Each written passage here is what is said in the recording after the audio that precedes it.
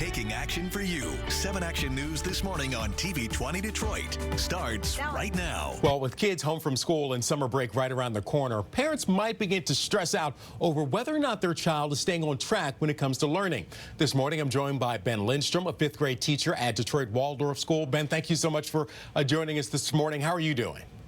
I'm doing good. It's a beautiful day, so thanks for having me. Thank you. Now, what are some of the easy things that parents can do, that families can do at home to keep the teaching going and to make sure their kids are picking up important concepts that they should be learning in school right now? So this is obviously a time of disruption of education, so it's a challenging time. But also for teachers, some of my colleagues and I have been working on ideas, and I'm starting to get ideas too from families at our school.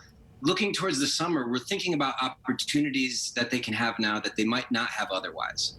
So for example, in language arts, we're thinking about reading and writing and speaking and listening.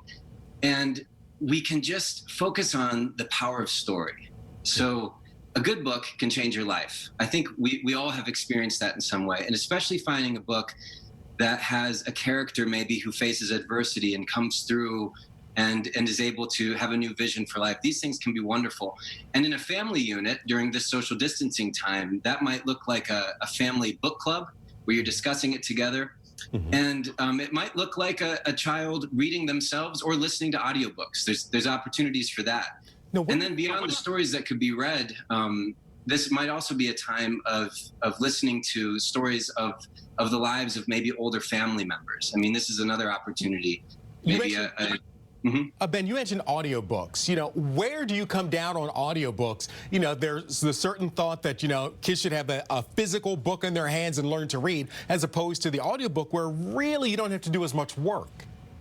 Yeah, and we have to be flexible. I mean, if your child is one of those students who just reads and reads and reads and reads, you've got no problem there. But maybe it's a combination. The audiobook becomes something that is more accessible to some students. And then when you think about math and science, I mean, we can get bogged down with the intricacies of my student is this age in this grade and needs to know these things. But in the bigger picture, the more important kind of education that I think we can be keeping in mind right now is the kind of thing that's experienced through cooking together. You get in the kitchen, you're using math with measurement, you're cooking something, that can be a great experience. Or the science, a phenomenological approach to science where it could be as simple as going for a walk around your block each day at the same time. What do you notice? What's in nature? Or maybe you plant seeds.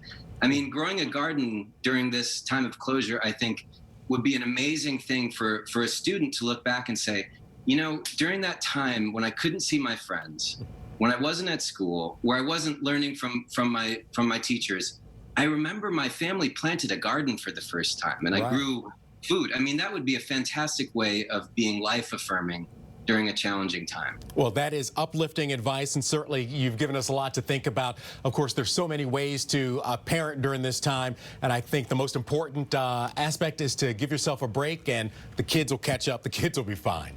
Ben Lindstrom, Detroit Waldorf School, thank you so much for joining us. Stay safe, and we'll talk to you soon.